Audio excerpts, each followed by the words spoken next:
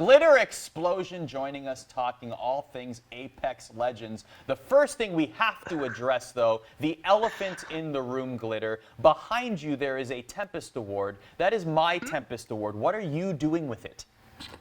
I mean, the owner of the award, I think, is a little bit subjective currently. But it does say my name on it. Even if it did say your name for a moment in time, mine's the permanent inscription, so I'm gonna claim the ownership. I feel like you could just bring it anywhere though and like re-inscribe things. Glitter wasn't there to accept the award, and I was hosting the award show, so I said, you know what? I'm putting my name on it, so I took it for my own. As far but as somehow I know, you got it. I don't know how. As far as I know, it's my award. I'll have at to this talk point. to the people at Synopsis about that. But anyway, we're gonna talk some Apex Legends here. Season 4 is coming in hot. Initial impressions, Glitter. Okay, initial impressions, I like the map changes. I think that's probably one of the biggest takeaways of the new season. I think that the map changes definitely are going to take some getting used to, but they provide a lot of elevation changes for the players to kind of work with in that area that was typically a really small choke point. So I think for me, that's my favorite change. And then there's just a lot going on. We've got a new legend. There's a ton of changes to the guns. So, I mean, there's a bunch of stuff for us to talk about right now. Glitter, Lauren, Darin here, big fan. Want to talk a little bit about Apex in its first year. Whenever a new game comes around or a new that elevates itself to a competition level status like Apex, it typically opens up more opportunities for casters, players, you know, a whole new ecosystem. How has Apex in its first year really impacted your life in a positive way? I mean, I get to work with you guys right now, right? No, I said positive. This is for us. This is a negative. Wow. I meant positive. Give us the good stuff. How?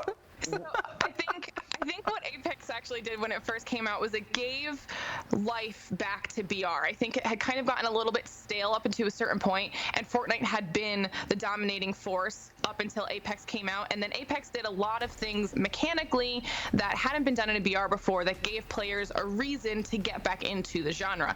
Since then, they've done a good job of trying to kind of keep up with that shortened attention span that players seem to have, where they need those changes, bringing in new legends, making map changes, kind of giving them LTMs to play throughout the year, giving them ranked and something to compete for. So I think that's all been done really, really well by the developer. And obviously for me, my passion is Battle Royale, and this game has become just, you know, my next love. So I've enjoyed not only being able to play it from the player perspective, but also kind of break it down as an analyst. We will talk about the announcements and just what you envision from Apex Legends esports in a second. I do want to give a lot of credit to the videos, to the hype promos that have been rolling out. The storytelling is great. The colors are vibrant. I just love that it's a different vibe than Fortnite, right? It's a lot more adult. You're seeing a lot more of that. So, like, is that the best way for Apex Legends to sort of differentiate and win, per se?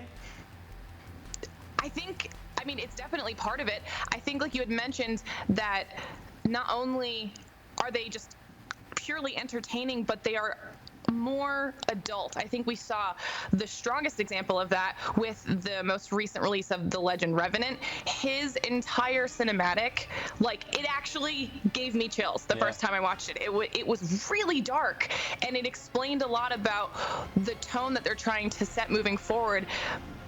But I'm okay with it. Like the entire universe that they've set up kind of lends itself to that a little bit. I'd be really stoked if Apex and Respawn spun forward all of this into like the next Titanfall, because I love the Titanfall series. Titanfall 3 I love Titanfall 1 and 2. Like the sound, I'm a big proponent of great sound design, and jumping into a mech, your Titan in Titanfall was chef's kiss. So hopefully that would be kind of cool. I'd love to see those universes tie in because they are the same universe.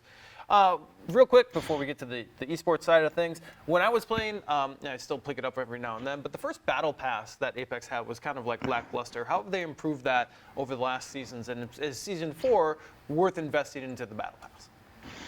I think they actually took a lot of feedback from people like yourself saying that they didn't feel like they necessarily got their money's worth. They've definitely made some changes to that, not only in my personal opinion, do I feel like you've seen a marked difference from the quality of skins that are coming out from, say the beginning, that first battle pass until now. Like if you look at the likes of Revenant and Crypto and the more recent Legends that have come out, their skins are night and day compared to the original crew of Legends that were available and were just mostly kind of recolors, which tons of games do, and there's nothing wrong with that. They've just added more on top of that. And the same thing goes for the weapon skins and even adding those small trinkets that a lot of games have used in the past, like the gun charms and things like that. Now, and then you combine that with the fact that the battle pass was the only part of additional content really in the beginning, and now it's being paired with different game modes, different map options. They've talked about how they're going to split up season 4 with being able to kind of get back to King's Canyon versus World's Edge. So they're really playing to some of those wants of the community.